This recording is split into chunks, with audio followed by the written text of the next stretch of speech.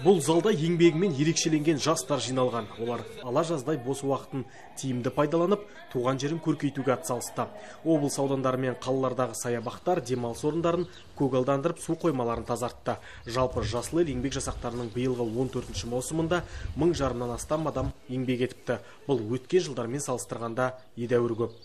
Жылдан жылға Қарағанды облысы бойынша еңбек жасақтарының саны артуда.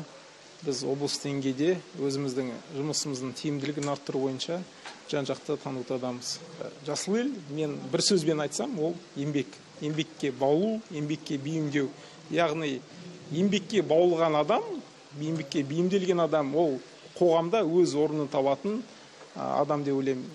Жастар тарапынан жасалған жұмыс тауқымды. 455 гектар жер тазартылып, 5000 түп ағаш егілген. Табиғатты қорғау бойынша 55 іс-шара ұйымдастырыпты. Сарбаздарға 60 000 теңге жалақы қарастырылған. Жасыл ел еңбек жасақтарының құрамында болу патриоттық сезімімізді асқақтатып, еңбектің қадірін білуге тәрбиеледі дейді жастар. Жалпы өзім бір ай жұмыс істедім. Жұмыстар жалпы өзіміздің еліміз, жаңағы жерімізді көгалдандыру, қоқыстан тазарту, осының бәрі осындай іс-шараларды жүзеге асырдық. Оның бәрі мені өзім отаныма деген сүйіспеншілікке, жеріме, еліме деген сүйіспеншілікке баулады. Және де оны ғана үйретіп қоймай, жаңағы табиғатта аулауды, жаңағы жер ананы аулауды үйретті.